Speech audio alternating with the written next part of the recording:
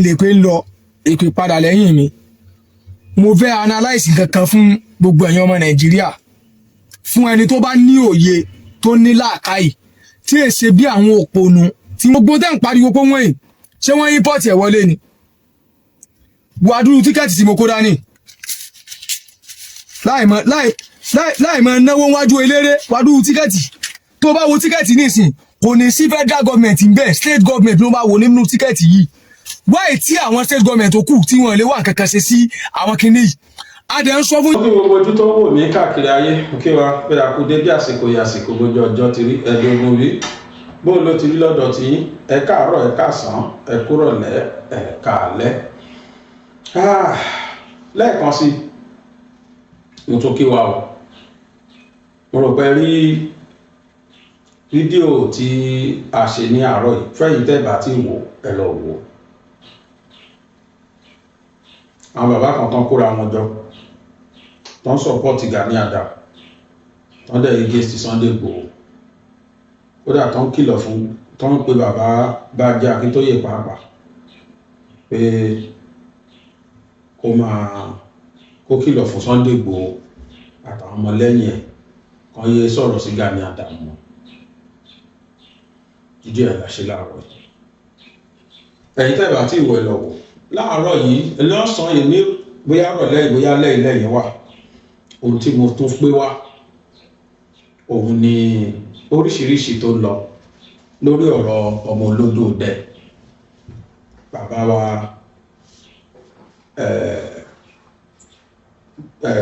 Tinubu. Mo ti sọ fún wa tẹ́lẹ̀ pé channel wa èmi máa fi la àwa Yorùbá lójú sí àwọn ọ̀rọ̀ tí wọ́n bá wá ń pa fún wa a máa fi channel wa yìí a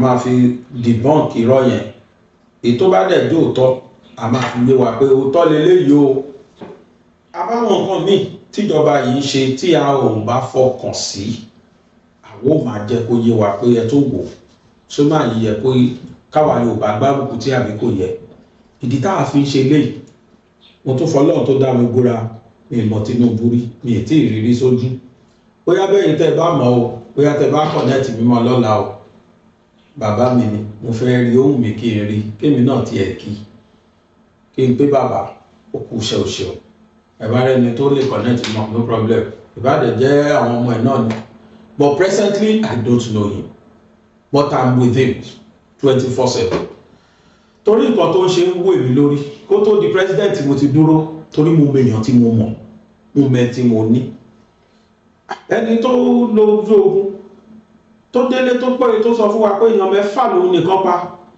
tó wá délé tó tọmọ ẹdìyẹ mẹ́fà pa bí tó gun òṣojú wa ti lè ṣojú wa bíbí ò tiẹ̀ mọ̀ kó máa ṣe dáadáa lórí presidency mo sátìrí tó ṣe lẹ́kọ̀ọ́ ọmọ Yíbò lè máa fi propaganda it doesn't build Lagos template ti Lagos ń lò dọ̀la Tinubu ló pilẹ̀ Lagos had not been having it so good like this before lẹ́yìn kí náà pé bàbá Jákàndé tẹ́kọ̀ọ́ ti gbádùn nígbà ayé ẹ̀ kò tún séèyàn mímọ̀ tá a lè fà jáde ọ̀tí tí Tinubu dé so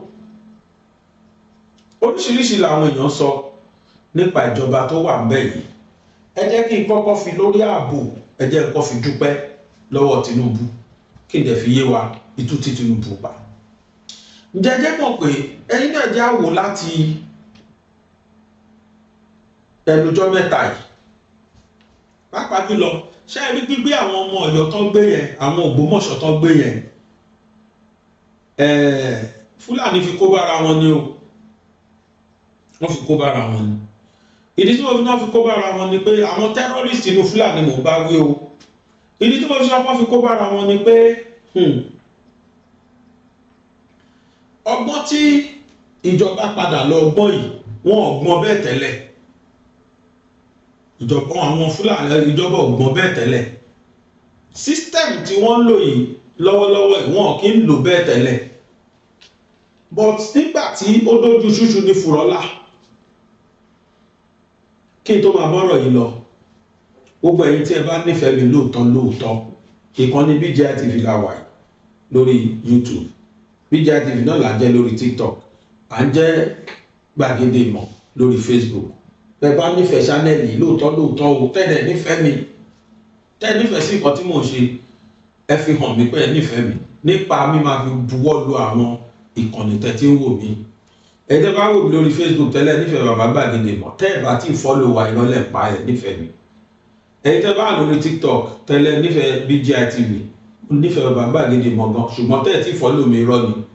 Ẹ tẹ́ bá lórí YouTube tẹ́ wà níkànnì BGI TV tí ẹ tí subscribe fún channel wa, irọ́ ni ẹ tí nífẹ̀ẹ́ mi o.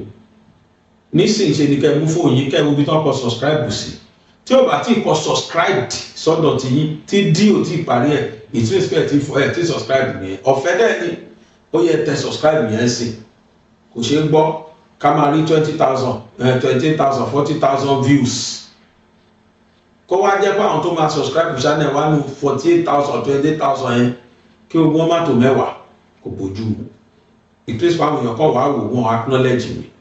Bẹ́ẹ̀ náà ni likes, kẹ́ máa tẹ likes fi fídíò yìí. Tẹ́ bá ti tẹ likes ẹ ti appreciate wa ni. Now let us go back.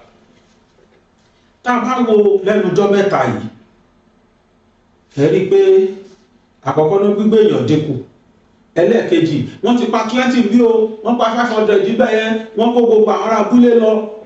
Ẹ rí i pé ó dínkù. Àbí wọ́n wọ school, wọ́n gbá ọmọ school, wọ́n gbé 50, wọ́n gbé 200, ẹ rí i pé ó dínkù. Ẹ jẹ́ á máa dúpẹ́ lọ́wọ́ orí, lọ́wọ́ etí tó gbé fìlà dúró. Ẹ jẹ́ á máa dúpẹ́ lọ́wọ́ ìjọba tó wà ńbẹ̀ tó ní interest nínú kí ààbò padà wá sílẹ̀ Nàìjíríà. While there is will, I always say there will be way. Tí èèyàn bá rẹ́dì láti ṣe, ọ̀nà máa ń ṣí. Torí pé ìjọba yẹn rẹ́dì, mo fẹ́ káàbò wà nínú yìí. Wọ́n ronú, wọ́n dẹ̀ fún àwọn agbófinró wa ní àṣẹ láti ṣe tó yẹ kán ṣe. Àwọn previous governments bí 10% àṣẹ náà máa fáwọn agbófinró wa tí wọ́n á di 90% nù. Pàápàá jùlọ nígbà ayé Buhari, torí pé Fúlàní làwọn tó ń jà yìí, Fúlàní làwọn tó ń pààyàn, ọmọ Fúlàní dẹ̀ ní Buhari. So kò fi bẹ́ẹ̀ fún àwọn agbófinró wa láyé Goodluck kò kí ń ṣe Fúlàní, àmọ́ Fúlàní ló rúlù jọba ẹ̀. Gbogbo àṣẹ tí wọ́n ń pa nígbà náà ni Goodluck ń tẹ̀lé. Bọ́láyé Buhari àti Buhari fúnra ẹ̀ ló ń pàṣẹ tó ló jẹ́ Fúlàní. Pọ́pọ̀ tí lọ ọmọ tó di tọ̀gbẹ́ni Jagaban fúnra ẹ̀ wọ́n control ẹ̀ tì, wọ́n ò rí control, kò gbà fún wọn. Ẹ wá wo tó ń ṣẹlẹ̀. Ẹ jẹ́ rán wa létí tó ṣẹlẹ̀ bí oṣù mẹ́ta sẹ́yìn àbí oṣù mẹ́rin. Àtìgbà yẹn ni ìbànújẹ́ ti ń dé báwọn Fúlàní apanirun yẹn. Bọ̀ àwọn èèyàn ò fi bẹ́ẹ̀, wọ́n ò fi bẹ́ẹ̀ gbé news yẹn gbà yẹn. Kódà àwọn newspapers tó gbé òpọ̀, kí ni reason? Torí pé nǹkan tó àwọn Fúlàní ṣe tó wá di tọ́lọ́ fún kábíyèsí kò tí ì ṣẹlẹ̀ gbà yẹn. Àrí northerners ló máa tó ṣẹlẹ̀ sí. Mo fẹ́ ní first time rèé tí wọ́n máa gbé àwa Yorùbá tó máa wá gbé àwọn ọmọ wa school. Mo fẹ́ ní first time rèé tó máa adopt students ní school. Ilẹ̀ north ló máa ń sọ wọ́pọ̀ sí. Bọ́ pé nílẹ̀ Yorùbá yìí pé wọ́n kó mass students bẹ́ẹ̀ yẹn àtàwọn staff wọn ó fẹ́ má ṣẹlẹ̀ nílẹ̀ Yorùbá. Kí ni yẹn wá kó bá wọn Fúlàní yẹn gan tòró jẹ́ kí news yẹn kárí. Ẹ̀yin náà wọ́n yẹn operate sí, wọ́n ń yọ operate ni. Tẹ́lẹ̀ bó ṣe wà rapid ó ti dínkù. Ní agbára Ọlọ́run tí Tinubu bá máa parí ọdún 4 sí, à ní gbọ́ wọn pẹ̀lú ògo Ọlọ́run. Mo lè mọ̀ pé ìjọba ṣe nǹkan tó jẹ́ pé wọn ò ní fi fẹ́ padà wá sí Nàìjíríà mọ́. Ifo kí Fúlàní gbàjọba as àdìgbà yẹn anyways, àwa ò ti wà region wa at least tábà wà country àti wà region rather àti wà region wa. Torí mọ̀ pé ìjọba yìí máa regionalize Nàìjíríà, I am too sure ó máa ṣe. Ó dẹ̀ bí Fúlàní nú, wọn wà ní choice. Northern generally wọn ẹ̀rù ń bá àwọn tó wọ́n mọ̀ pé àwọn máa jìyà. ìgbà tó ń rí church region gbà yẹn láyé àwọn Awólọ́wọ̀ kí ló wà north kí ni nǹkan mélòó owó mélòó ló ní ẹ̀mọ́ yẹn tí south west yá Nàìjíríà. So Ọlọ́run ayọ́nu sí wa nígbà yẹn níbi oṣù mẹ́ta sẹ́yìn sìn nǹkan kan burúkú ṣẹlẹ̀ sí àwọn Fúlàní terrorist yẹn ṣùgbọ́n kò fi bẹ́ẹ̀ kárí àwọn èèyàn ò fi bẹ́ẹ̀ gbọ́. Kí ló ṣẹlẹ̀ ni pé nígbà táwọn Fúlàní yẹn jẹ tán yó tán tọkọ wọn balẹ̀ tán fò pé ìjọba yìí gọ̀, they now mobilize themselves. Gbogbo kọjá ogun wọn wọ́n kó jọ lẹ́nìí àwọn fẹ́ gba military headquarter wọ́n fẹ́ lọ ní flag wọn mọ́ bẹ́ẹ̀. Tó bá dẹ̀ ti rí bẹ́ẹ̀ Nàìjíríà ti ní problem. Kí ni wọ́n ṣe? Wọ́n kó gbogbo kódà bọ́ǹbù àìmọye. Ní tó yà mí lẹ́nu ni pé níbo làwọn arábí ti ń rí nǹkan ìjà ogun tó tó yìí? Wọ́n ajá àwọn tó ń gbóyìí lẹ́ni lẹ́yìn náà ṣe ń pọ̀ bọ́. Ṣùgbọ́n àwọn ẹni tó ní lẹ́yìn yẹn náà ti ń dààmú. Wọ́n ti ń dààmú.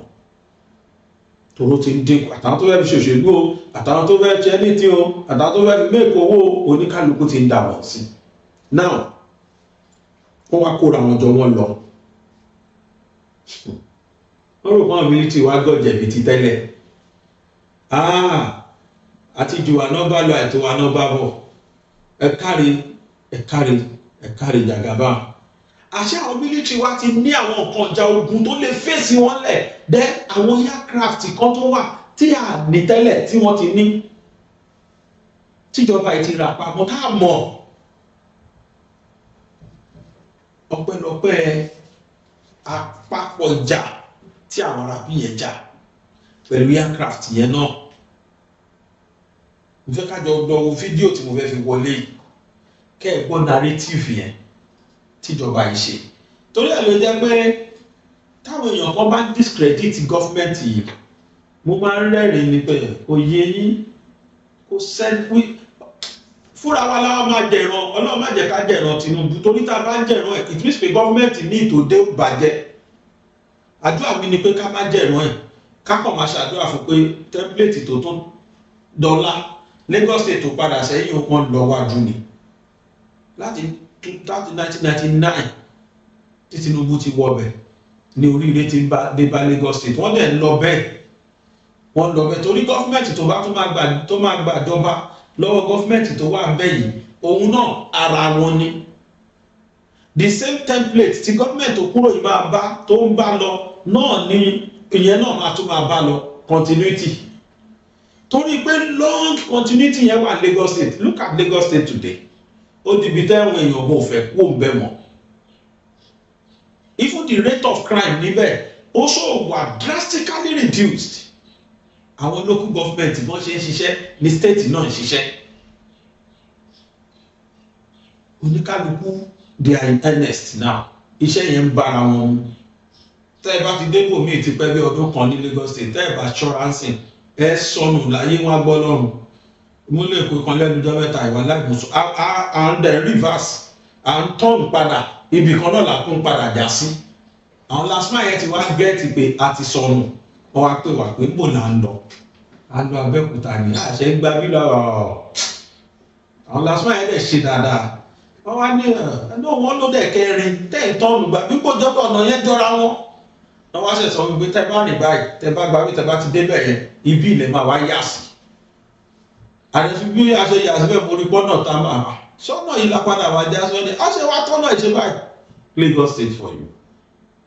Kọ́ ló ń ṣàánú àwọn other states káwa náà rí bẹ́ẹ̀. So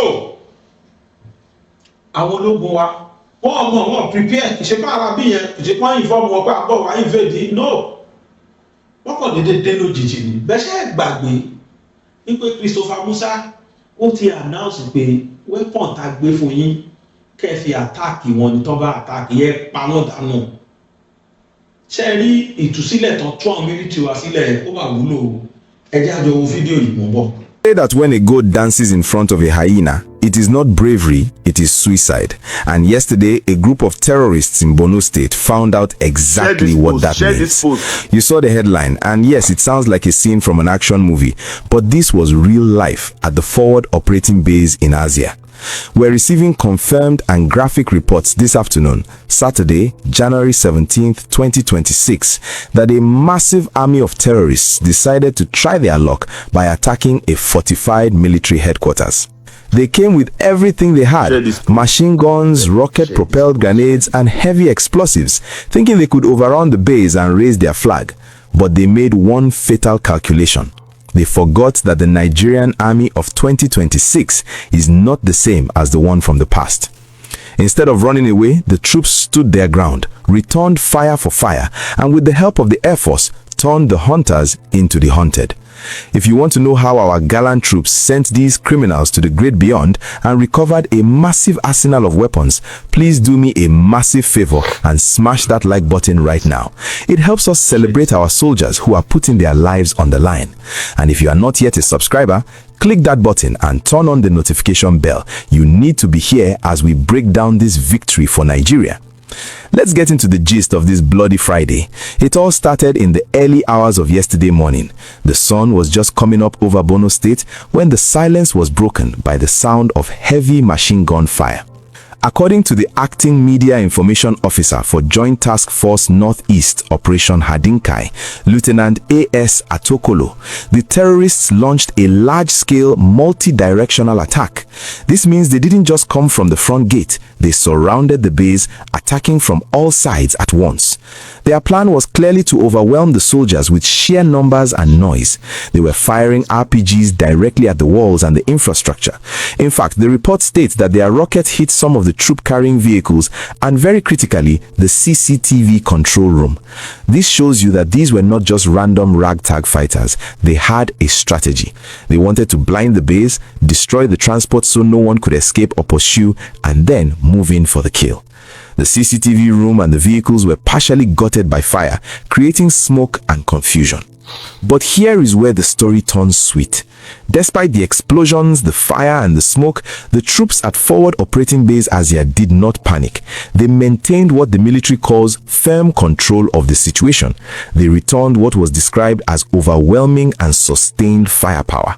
Imagine the scene: soldiers taking cover behind sandbags, bullets flying over their heads, the heat of the burning vehicles on their backs, yet they kept firing. This firefight lasted for over an hour, 60 minutes of non-stop shooting. That is a lifetime when you are in battle. But the terrorists could not breach the perimeter. They tried, but they met a wall of resistance that was harder than rock. And then the game changer arrived, the kings of the sky. The statement confirms that the air component of the Nigerian army and other aerial platforms were called in. This is why we always talk about the importance of air superiority. As soon as the jets and the surveillance drones arrived overhead, the equation changed. The terrorists, realizing that their plan had failed and that death was raining down from above, started to retreat. But you cannot run from a bird that sees everything.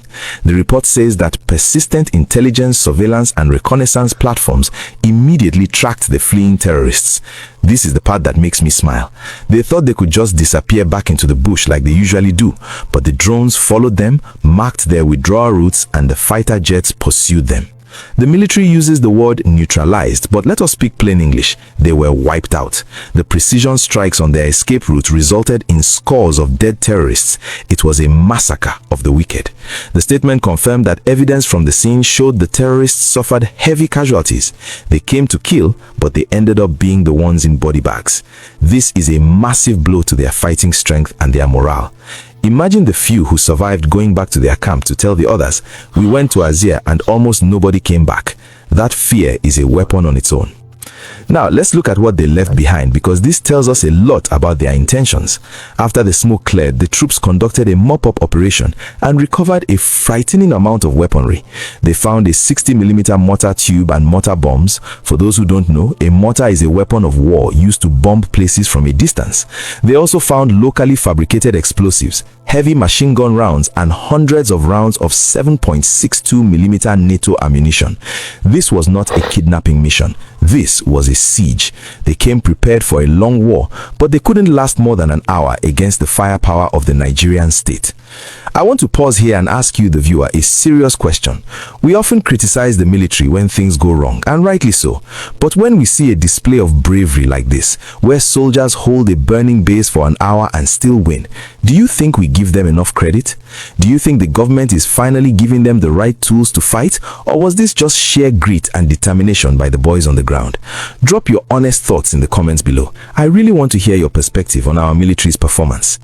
The destruction of the CCTV room is a point of concern though. It shows that the enemy is learning. They know that our bases rely on technology, so they target the eyes first.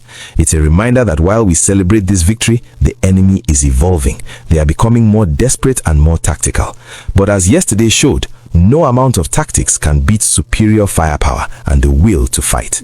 The lieutenant mentioned that the engagement didn't end at the base. The follow-up operations are what really dealt the blow. This pursuit strategy is what has been missing in the past. Before, we would just defend and let them go. Now, we defend and we chase. That is how you win a war. It's also important to note the timing. This attack happened on a Friday morning, a time when they probably thought the soldiers would be relaxed or preparing for prayers. They rely on surprise, but the vigilance of the troops at forward operating base saved the day. It sends a message to all other forward operating bases: stay alert because the enemy is watching. But it also sends a message to the communities around Borno: you are safer today because these scores of killers are no longer breathing. As we wrap up this security update, let's remember that for every victory like this, there are families of soldiers who are waiting anxiously at home. These men and women stood in the fire so that we could sleep in peace. They faced RPGs and machine guns and didn't flinch. That is the definition of heroism. Láyé Tinubu, ara àwọn ìgbésẹ̀ tí bàbá yẹn gbé lẹ́rìí yẹn, empower àwọn military wa. Tí wọ́n bá rí headquarter yẹn gbà ní Borno yẹn, kí lẹ́rù kò fẹ́ ṣẹlẹ̀, àṣírí tú. Àwọn Adinkai yẹn, mo kí wọn o, they are just too okay. They are just too okay for us. Àwọn ni wọ́n lọ gba àwọn ọmọ Ọ̀yọ́ yẹn sílẹ̀. Àwọn ni wọ́n plan gbogbo àìmọye tó ń ṣe yẹn. Náà àwọn Yorùbá tẹ́lẹ̀ kò kí ń rọrùn bẹ́ẹ̀ kárí ẹnikẹ́ni kó rántí wa nílẹ̀ Yorùbá fún military. Mo sọ ọjọ́ kìíní àná, gbogbo tó jẹ́ military base yàtọ̀ fún artillery brigade tá a máa ní state kọ̀ọ̀kan, bọ̀ pé military headquarter training school wọn kìíní kan kò sí nílẹ̀ Yorùbá kọ̀ọ̀kan. Kaduna náà pọ̀ sí jù. Commander Staff College ìyẹn wà Jaji ní Kaduna. Defense Academy tá à ń pè ní NDA ó wà ní Kaduna. Military artillery wa ó wà gbogbo ẹ̀ Kaduna náà mú lọ. Mọ̀ Tinubu dé Jagaba. Ara àkọ́ táwọn Fúlàní ṣe ní láyé Tinubu ò ní padà síbẹ̀ nìyẹn. Ìgbà tí yẹn dé, ó neutralize everything. Ó nílò ẹ jẹ́ káwọn kìíní ìkárí. Ó pín ti north fún wọn, ó pín ti south east, ti south south, ti south west. Wọ́n ṣe passing out parade ní Ọ̀ṣun state láìpẹ́ yìí. Jẹ́jẹ́ mọ̀ pé another military base yàtọ̀ fún training school, military base ó ti wà ní the same Ọ̀ṣun.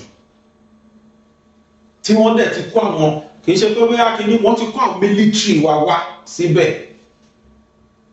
Wọ́n ti kó àwọn military wá síbẹ̀ sí tí kì í ṣe ṣeré. Olóṣèlú ayé àmúlẹ́nu ti bá tó rọ́mọ Yorùbá tó ń tako Tinubu. Mo ń bá yín sọ̀rọ̀ àwọn kan ṣì tako. Everybody àlejò ronú bákan náà kò possible. Àlejò ronú bákan náà. Kódà kí Tinubu máa gé apá ẹ̀ fáwọn èèyàn kó máa ha wọn ní. Yorùbá ní ká ṣe kinní kan, ká tó wá fẹ̀yìn rìn láti kinní kan lọ sí Ìṣẹ́yìn. Ẹni tí ò ní yin ni ò ní yin ni. kò sí bó ṣe lè ṣe tó some Yorùbá will still say rárá sẹ́ àlẹ́ mi ò ní dìbò fún olódò dẹ́sẹ́ èmi ò ní gbá tiẹ̀ sẹ́ kó ṣe wọn kàn láwọn ò láìkí ẹ̀ ní mo kàn ṣáàgé tiẹ̀ ní ẹ̀kọ́ máa gbọ́ lẹ́nu wọn kàn máa sọ bẹ́ẹ̀ kẹ́ẹ̀tọ́ wá wo tún tí Tinubu pa lórí pé kí ààbò lè wà fáwa Yorùbá nílẹ̀ wa àti pé kí gbogbo nǹkan tó jọmọ́ ti Nàìjíríà kó lè kárí tí wọ́n ti concentrate sí north tẹ́lẹ̀ níjọ́ tó announce military yẹn pé military base gbọ́dọ̀ wà káàkiri èrè làwọn èèyàn pé wọ́n mọ̀ pé mean business look at him now ẹ wo fídíò yìí mò ń bọ̀. jẹyàn.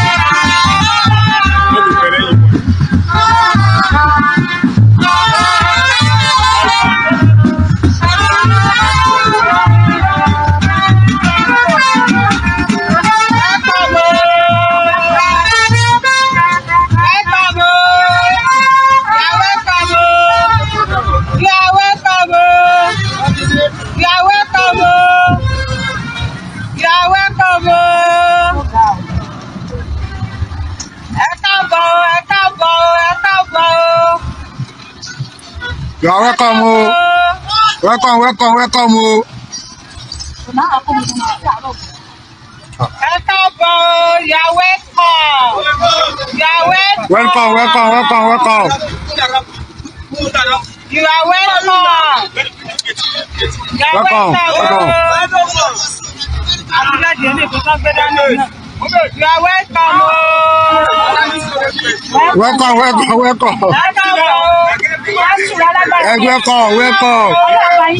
welcome. Welcome. Ọlọ́ọ̀bá yín ṣiṣẹ́ papọ̀. Láìpẹ́lẹ́ pé lórúkọ Jésù.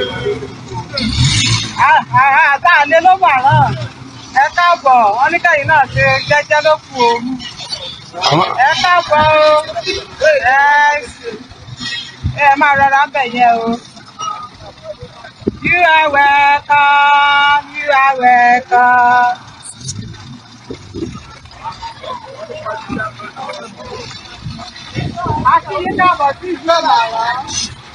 Akínyín káàbọ̀ sí ìlú Ọ̀màrán. Akínyín káàbọ̀ sí ìlú Ọ̀màrán. Òun ọ̀rọ̀ sí i lára o. Gbogbo ìsọ̀bìrì ní ara. Akínyín káàbọ̀ sí ìlú Ọ̀màrán. Yàwó ẹlẹ́tọ̀ ọmọ tó wà nínú ẹ̀rẹ́ ìjọmọ̀ mi. Welcome.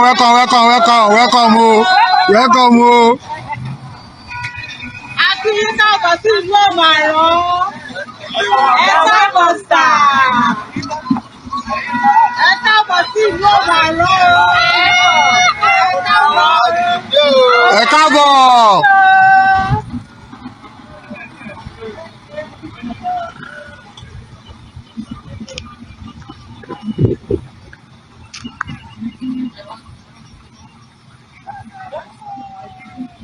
Ọ̀màrán tèyí o. Ẹni tó ti bímọ. Bóò ní káàbọ̀. Ẹni tó ti níyàwó ló máa rán o. Ẹ káàbọ̀. You're welcome. Ẹ má wọrí, ẹ má jẹyàn. Ẹ má wọrí, gbogbo dandan náà ló máa rán. Ẹ má wọrí, ẹ máa jẹ lẹ́yìn tó bá ti bímọ ọmọ yín ọmọ yóò ní kú ìjọ bá sì má rì ìyàwó ẹgbẹ́ ló máa rán. 4 days. Ẹ má wọrí, ẹ máa jẹ yán. Àṣeyè ní alákọ̀ọ́ ṣe po ẹ ṣe tí náà láṣeyè ní láṣẹ Ọlọ́run torí mi náà wà nínú yín ọmọ mi náà wà nínú yín.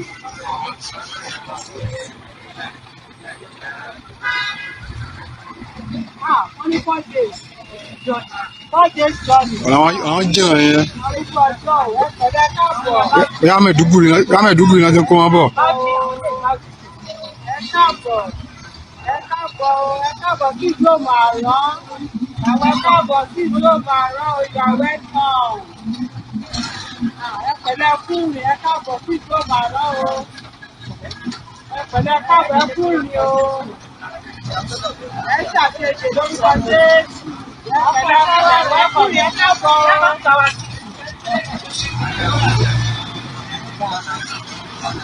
Ìyàwó ẹ̀kọ́ sàrà sí i o. welcome o. Ẹ káàbọ̀ o. Ẹ pẹ̀lẹ́ fún mi o. Kò máa wá sí mi lára o. Ẹ ra àdúgbà o.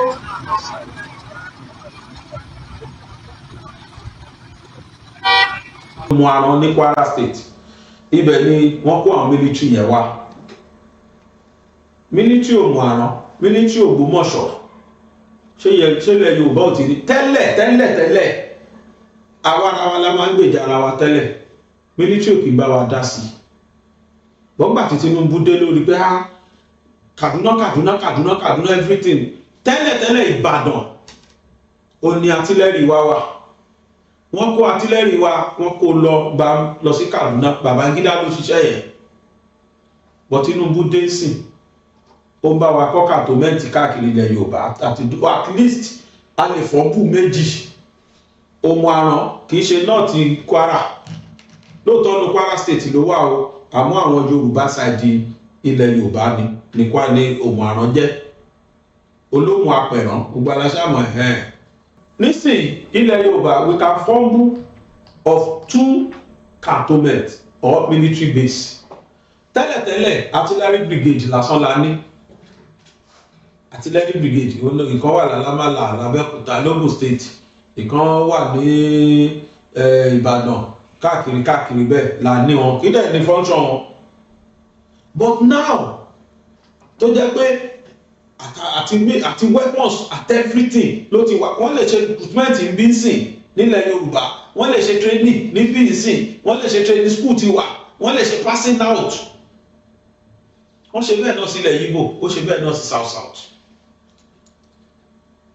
so máa wá rọrùn fún Fúlàní láti máa wá kú gìrì ẹ wo gbogbo olùtọ́ ti lé wọn yẹn ní Kwara State but Tinubu is now bringing security down to them now kí military base máa wà ló mú ẹwà aráàlú àná kódà mo tẹ̀ torí kan mo rí fídíò kan tí wọ́n ń jó táwọn aráàlú tó ń jó pàdé wọn gan bí o rí fídíò yẹn mọ́ nígbà ní ká complex fún wa ká táwọn aráàlú tí wọ́n dùn tí wọ́n jó pàdé wọn because kò ṣe é gbọ́ kí Fúlàní máa léèyàn kó nílùú ẹ̀ kéèyàn máa di fugitive ní country tá a bí sí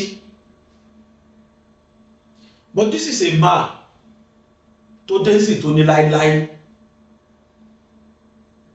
kọ́sẹ́ mi rí tí mo fi tẹ̀lé nìyẹn pé no we must follow this man to letter káfún láyè kájẹ́ kó bá wa ṣe gbogbo orí fọ́ṣẹ́tẹ̀ láwa Yorùbá kó tí ẹ̀ tọ́ sí wa ilẹ̀ Yorùbá yìí rárá ká tó máa bá wọn gbẹnu àtẹnu báyìí ó jẹ́ ìtújà yín sí kan oúnjẹ tó wọ́n ṣe ní fídíò tàbí wọlé lẹ́pọ̀ tí máa ẹ sọ ẹni tó lọ Ọ̀yọ́ ló tọ̀yọ́ bọ̀ ẹni tó tí nǹkan ṣojú ẹ̀ ló sọ̀rọ̀ yẹn máa ń tẹ́rí tó ń sọ̀rọ̀ tá a fi wọlé yìí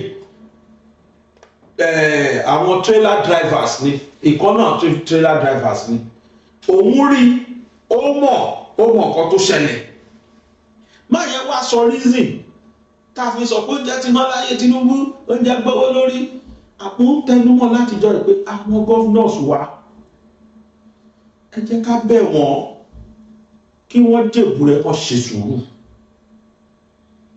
kí wọ́n ṣe sùúrù kọ́jọ kan bá wa tóòlù ṣe kan bá wa ṣe kan bá owó tó ń fún wọn yẹn kan bá wa normal place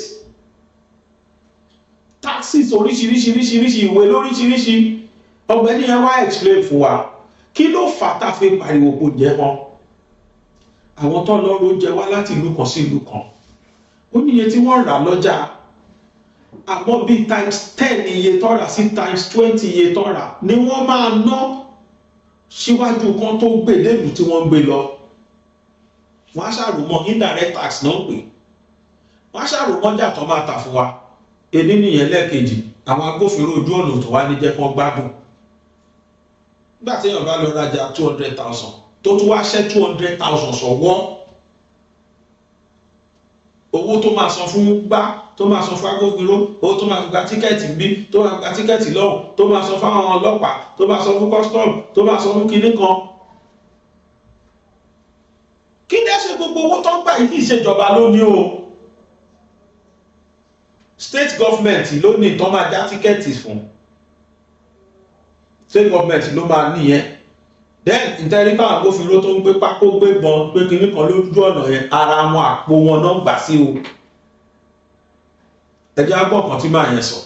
ilé pé ilé pé ń lọ èpè padà lẹ́yìn mi mo fẹ́ analyse kankan fún gbogbo ẹ̀yin ọmọ nàìjíríà fún ẹni tó bá ní òye tó ní làákàyè tí èsè bí àwọn òpònú tí wọ́n abuse mi pé Tinubu kọ́ ló jẹ́ kí nǹkan wọn lórílẹ̀‐èdè yìí mo sọ pé federal government aṣíwájú Bọ́lá Ahmed Tinubu wọ́n bá àwọn unnecessary checking point àti road tax àwọn kan comment wọ́n ní ta ló dálẹ̀ àwọn kan comment wọ́n ní gbèsè wo ló yẹ kí federal government ò gbélé lórí àwọn kan comment wọ́n ní Tinubu gangan ló ní tíkẹ́ẹ̀tì yẹn mi ò mọ kéèyàn ò dàgbà nú ayé yìí kó má ní ọpọlọ I'm sorry to say ẹ tó bá comment irú nǹkan bẹ́ẹ̀ sábẹ́ comment mi torí mi ò rí ìrì ẹni tó ní ọpọlọ rárá àtọ mo fi evidence hàn yín wọ́n kọ Ebonyi state government ó ní Tinubu ló ní tíkẹ́ẹ̀tì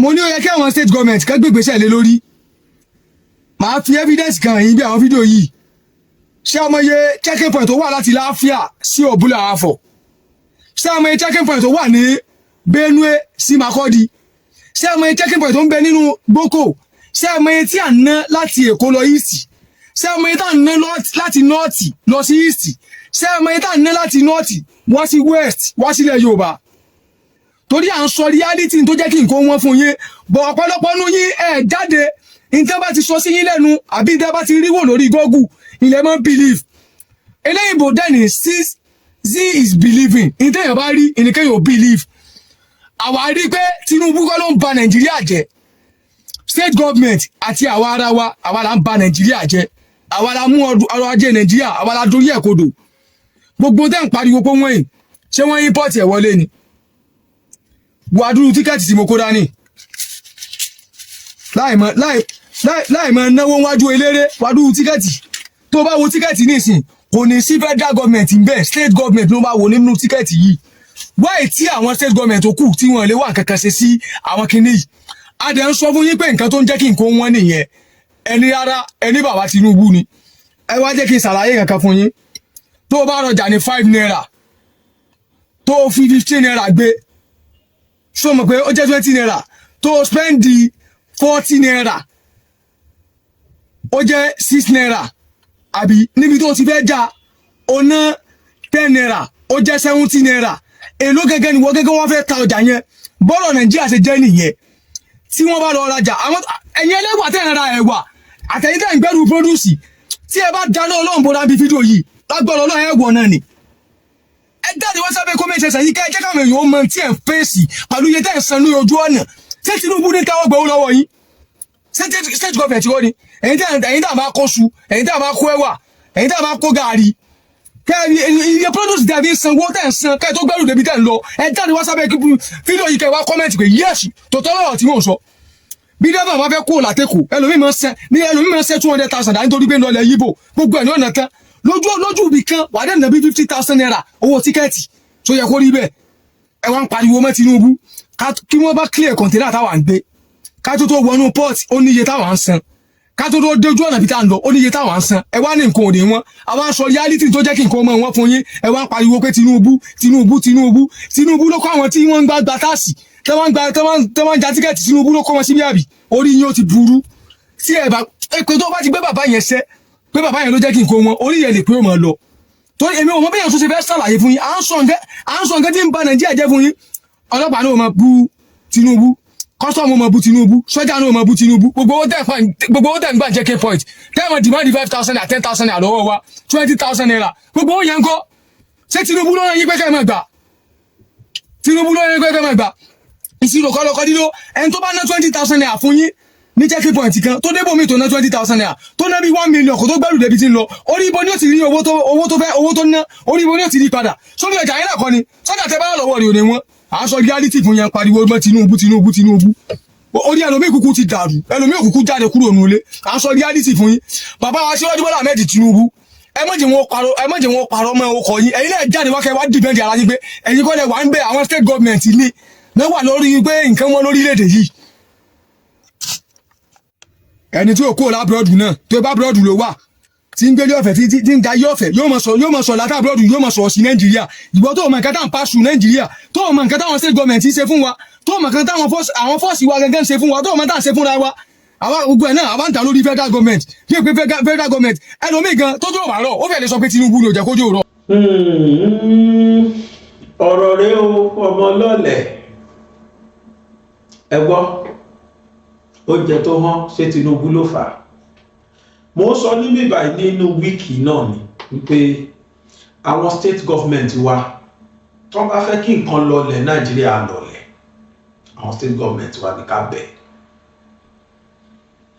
ẹni sọ pé kí Tinubu jáde kó wá sọ̀rọ̀ Tinubu kúkú sọ̀rọ̀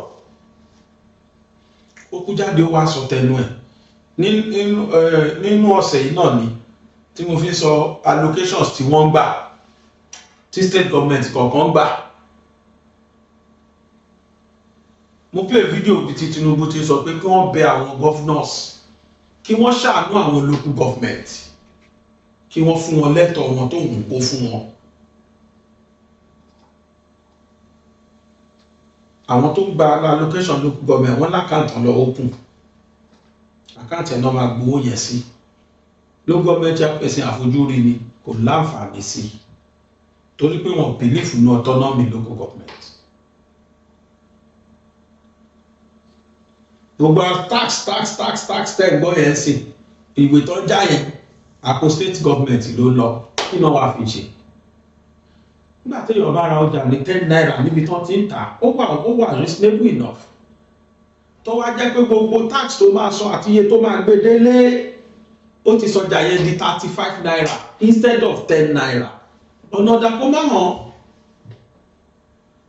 á ṣàrò gbogbo owó tóun ná lórí pa pieces pa ẹyọ kan ló máa ṣe owó yẹn lé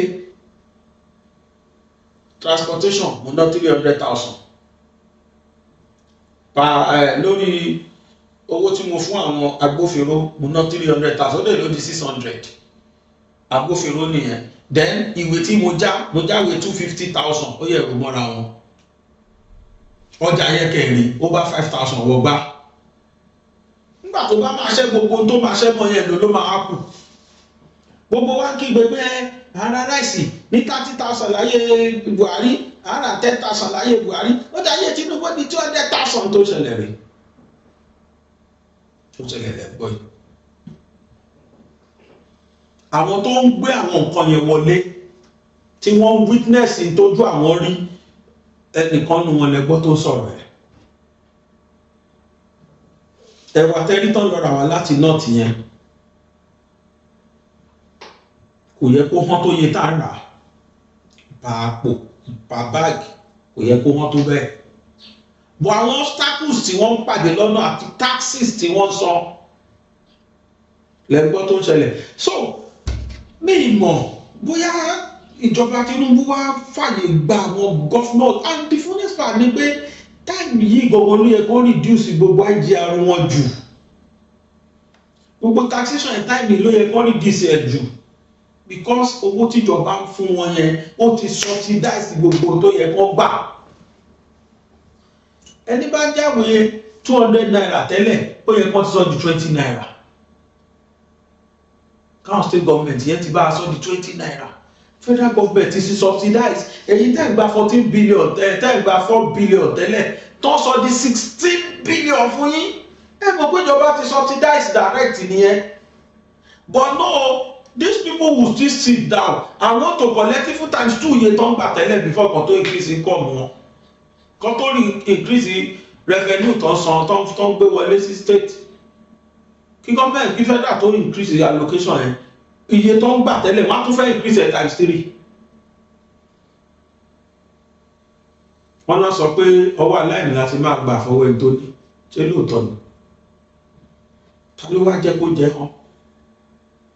Tinubu náà sọ̀rọ̀, òun náà sọ tiẹ̀ pé tó, kódà ó sọ nípa pé owó tó wù fún state ọ̀tọ̀ ní ta place ẹ̀yìn, ọ̀tọ̀ tún lè lé ẹ̀tún gbọ́rọ̀ lẹ́yìn Tinubu. Important, and I want you to take it with to our people to be extra vigilant, to look at things critically, know their neighborhoods, know their areas, report strange people. We refuse to negotiate for ransom, for negotiate. These criminals wanted us to to release from detention members of their criminal gangs that were already arrested. That was one of their conditions, outside of the money they're looking for. And we said, no deal. We are not going to negotiate with criminals.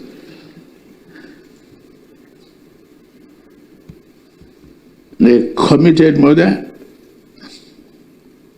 and we were ready to finish with their families and members of their own communities. So they grew somewhere.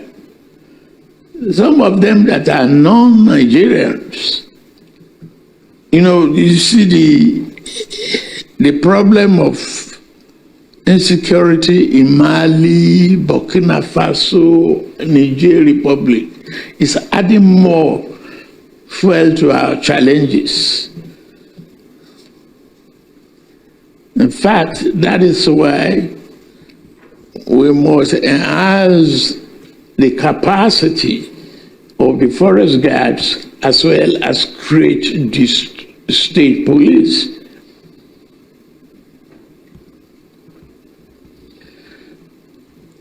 And you have governed before as the governor.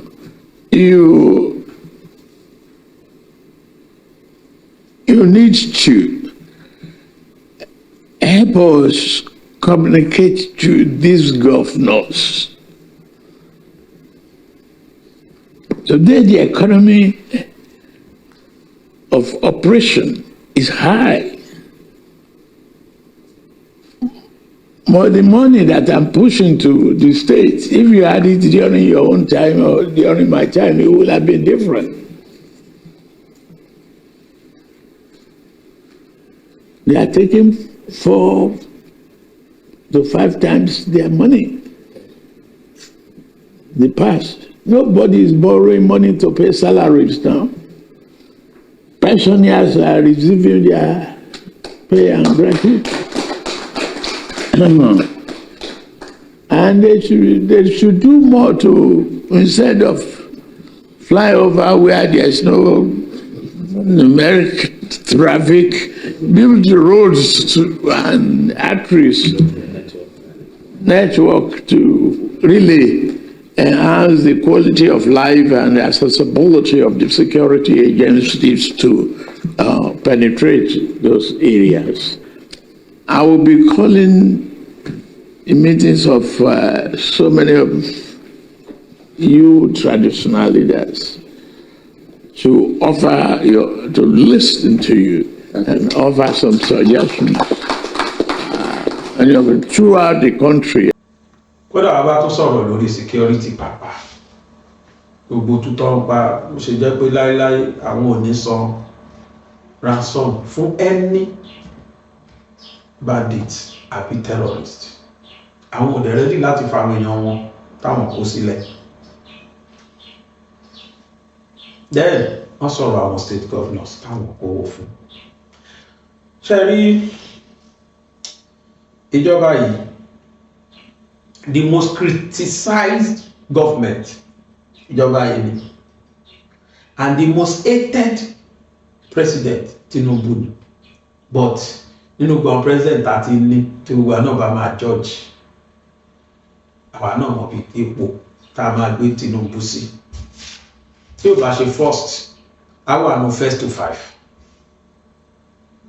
I stand to be corrected. Ẹ gbàgbé àwọn tó yè tẹ gbàgbé wọn pé inú kọ́mẹ̀ntì sí àwọn tí ò láìkẹ́ àsọ tí wọ́n síbẹ̀ bẹ̀ nínú first to 5 ní Nàìjíríà past government káfíwé ti Tinubu yà fún Tinubu tábà fún 1 àfún 2 tábà fún 2 àfún 3 tábà fún 3 àfún 4 tí ó bá wọ́ fún àwa 5 because he has done his best and we will first say it.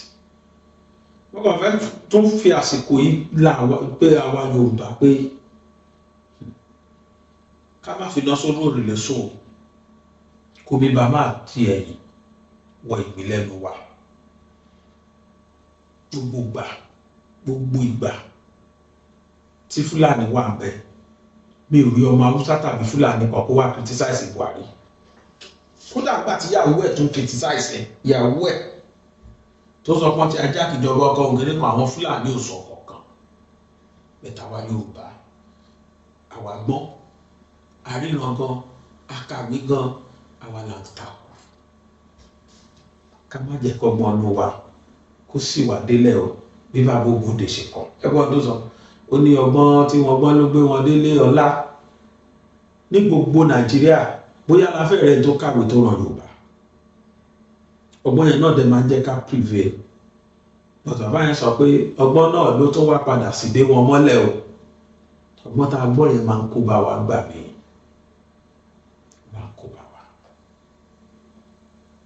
àwa fúnra wa la máa lọ fọwọ́ ara wa pé ogun wá jà Yorùbá ẹsẹ̀ Akíntọ́lá ṣe bẹ́ẹ̀ Àfọ̀njá ṣe bẹ́ẹ̀ àwọn míì náà ṣe bẹ́ẹ̀ ká máa lọ́tẹ̀ yìí ká má fọwọ́ ara wa pé ogun wa ká má fọwọ́ ara wa pé ọ̀tá wa kí wọ́n wá rule over us otherwise a lè má lè kúrò nínú kọ́má yẹn we might not a lè má lè bọ́ bẹ́ẹ̀ o lọ́wọ́ jẹ́ ká bọ́ bẹ́ẹ̀ láyọ̀. ẹran gbogbo kóòdù kú ẹkùn kò yájá kíní kan ò ní ṣe kíní kan ò ní ṣe kúlùkù bá dẹ̀rùdẹ̀rù lórí asán kíní kan ò ní ṣe lókolówó ẹ̀jẹ̀ bí lókolówó ẹ̀jẹ̀ bí inú gbéwúrẹ́ ó fẹsẹ̀ halẹ̀ lókolówó ẹ̀jẹ̀ bí kùkùté òmíràn jìjì kùkùté òmíràn jìjì ẹni mi kùkùté ara rẹ̀ lómi kùkùté òmíràn jìjì. Ìlàìkà màlà ẹ̀ o, ìlàìkà màlà ẹ̀ o, ìlàìkà màlà ẹ̀ o, ìlàìkà màlà ẹ̀ o. Ọwọ́ mi bá ètè ẹ̀ o kẹ́ràn ìlàìkà màlà ẹ̀ o. Ó yá ẹwẹ́ tiẹ̀. Ibo ànígbà. Oṣù tó bá tó jẹ́ ní kú kò lè gbé mi lọ. Kàkà kékun má jẹ sèse, àmì ṣàwádà nù. Ẹ wọlé fún ẹ, wọ́n ti ṣe ẹgbẹ́ wa fún ẹ.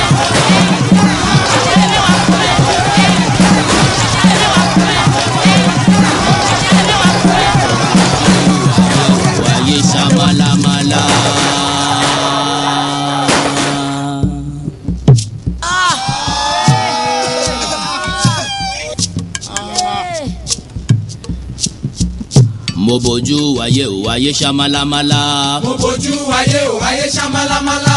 Mo máa bójú ọ̀run òkùnkùn ló ṣubúlẹ̀. Mo máa bójú ọ̀run òkùnkùn ló ṣubúlẹ̀. Mo ní ẹ̀ẹ́rẹ́ yìí o. Kí ni dé sí Yorùbá o ọmọ aráyé? Kí ni ṣẹlẹ̀ sí Yorùbá o ọmọ Oòduà o? Yeyeyeyeyeyeye àwa máa ṣe ọ̀rọ̀ là ń bẹ. Yorùbá ń ṣera wọn nítorí owó. Yorùbá ń jira wọn lẹ́sẹ̀ nítorí ipò. Wọ́n gbẹ̀mí fáláre, wọ́n gbáre fẹ́lẹ́bí. Wọ́n kò lè kó wájà, wọ́n tún kó lóko wá mú. Ọgbọ́n tí wọ́n gbọ́n ló gbé wọn délé ọlá. Ọgbọ́n náà ló tún padà wá sí lé wọn mọ́lẹ̀ o. Àwọn tí wọ́n ti ń ṣọ̀gá lọ́jọ́ tó ti pẹ́. Tún padà wá dẹni à ń fọwọ́ ti sẹ́yìn o. Yóò Yorùbá yoyoyo bí iná alẹ́. Yorùbá rúrúrú bí omi òkun. Yorùbá bàbá ni bàbá ń ṣe. Yóò Yorùbá ronú o.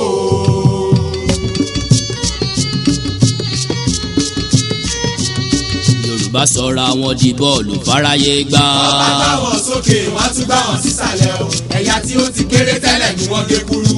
àwọn tí àìfẹ́jọ́ tún ti dẹni àtijọ́ Yorùbá jókòó sílẹ̀ rẹ̀